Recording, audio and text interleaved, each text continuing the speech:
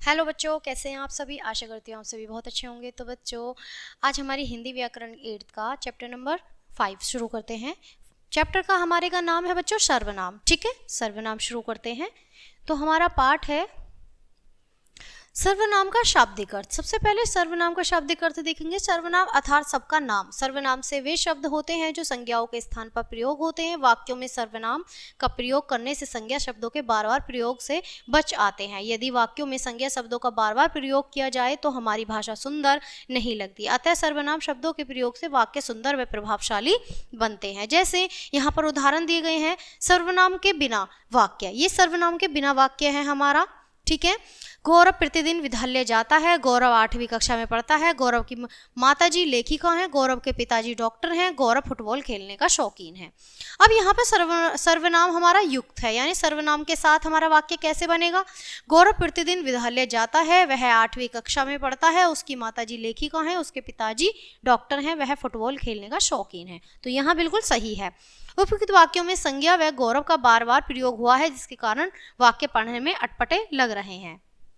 उपयुक्त वाक्य में संज्ञा शब्द गौरव के स्थान पर वह उसकी संज्ञा उसके शब्दों का प्रयोग हुआ है, जिसके कारण वाक्य पढ़ने में सुंदर लग रहे हैं। इन्हें ही हम सर्वनाम कहते हैं।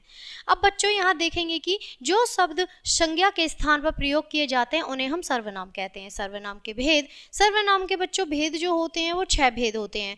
पुरुष सर्वनाम, निश्चयवाचक सर्वनाम, अनिश्चयवाचक सर्वनाम, संबंधवाचक सर्वनाम, प्रश्नवाचक और निजवाचक सर्वनाम। ठीक है, पुरुषवाचक सबसे पहले देखेंगे। जिन सर्वनामों का प्रयोग बोलना वाला अपने लिए सुनने वाले अर्थात जिसके बातें कर रहा है उसके लिए तथा व्यक्ति के लिए जिसके बारे में वह बात कर रहा है प्रयुक्त करता है, वे सभी पुरुषवाचक सर्वनाम कहलाते हैं। मैं आज ऑफिस नहीं आऊंगा। तुम कल क्यों नहीं आए थे। और वह मेरे घर नहीं आया था। उपयुक्त प्रथम वाक्य में मैं शब्द वक्ता ने अपने लिए, तुम शब्द सुनने वाले के लिए, वह शब्द अन्य जिसके बारे में बात की जा रही है व्यक्ति के लिए प्रयोग किया है। अतः ये सभी पुरुषवाचक सर्वनाम कहलाते हैं। अब यहाँ बच्चों पुरुषवाचक सर्वनाम के भी भेद देखेंगे। पुरुषवाचक सर्वनाम के भी 3 भेद होते हैं। उत्तम पुरुष, मध्य पुरुष और अन्य पुरुष। उत्तम पुरुष बोलने वाला या लेखक जिन सर्वनामों का प्रयोग स्वयं के लिए करता है वह उत्तम पुरुष कहलाते हैं। जैसे मैंने तुम्हें धोखा नहीं दिया, हम चाय पिएंगे, मैं खाना खा रहा हूं, मुझे इस प्रश्न का उत्तर नहीं मिला। तो उपयुक्त वाक्यों में रंगीन छपे शब्द उत्तम पुरुष सर्वनाम कहलाते हैं। अब बच्चों बात करेंगे हम मध्य पुरुष की। मध्य पुरुष में आप देखेंगे कि जो बोलने वाला बात करने वाले के नाम के स्थान पर जिन सर्वनामों का प्रयोग करता है उन्हें हम मध्य पुरुष कहते हैं। तुम्हारा नाम क्या है, आपको किससे मिलना है, तुमने मुझसे झूठ बोला, आप मेरी बात समझ गए नहीं। उपयुक्त वाक्य में रंगीन छपे शब्द मध्य पुरुष कहलाते हैं। बच्चों बात करेंगे अन्य पुरुष की।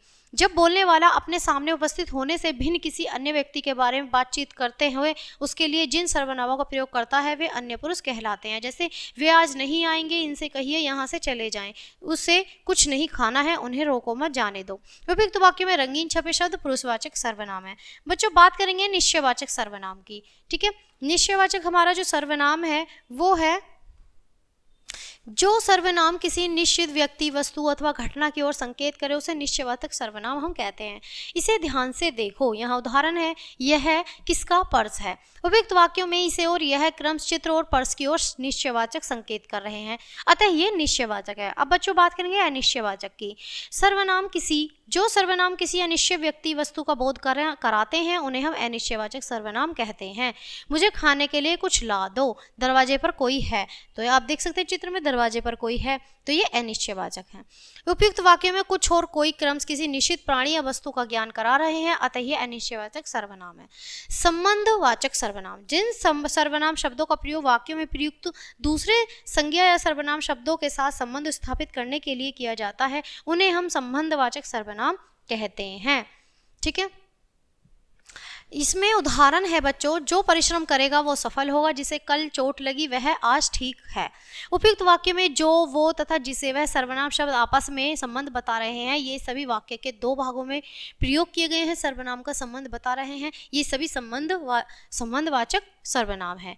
बच्चों बात करेंगे प्रश्नवाचक सर्वनाम की। ठीक है, प्रश्नवाचक सर्वनाम जो है हमारा जिन सर्वनाम शब्दों का प्रयोग किसी व्यक्ति, वस्तु, प्राणी, क्रिया आदि के विषय में प्रश्न पूछने के लिए किया जाता है प्रश्नवाचक सर्वनाम कहलाते हैं।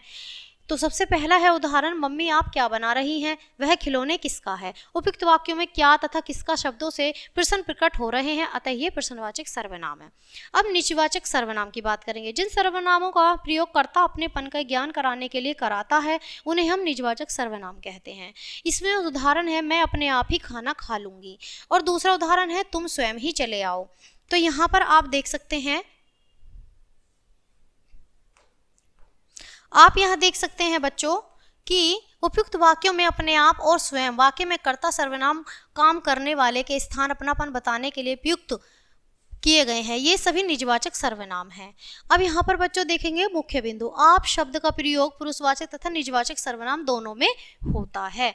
अब यहाँ कुछ अन्य उदाहरण देखेंगे। आप कल दफ्तर नहीं गए थे, आप मेरे पिता श्री बसंत सिंह हैं, ये मध्य पुरुष आदर सूचक के लिए है, आप कल दफ्तर नहीं आए, और ये हमारे पिता के लिए अन्य पुरुष आदर सूचक परिचय देते समय है। ईश्वर भी उन्हीं का साथ देता है जो अपनी मदद आप करता है, तो ये निजवाचक सर्वनाम है। बच्चों अब हम एक बार स्मरणीय तथ्य पढ़ लेते हैं जो मुख्य बिंदु है हमारा, कि अब तक हमने अपने पाठ में क्या पढ़ा। संज्ञा के स्थान पर जिन शब्दों का प्रयोग होता है उन्हें हम सर्वनाम कहते हैं। सर्वनाम के निम्नलिखित 6 भेद होते हैं: पुरुष, निश्चयवाचक, अनिश्चय, संबंध, प्रश्न और निजवाचक सर्वनाम। पुरुष और सर्वनाम 3 प्रकार के होते हैं: उत्तम, मध्य और अन्य।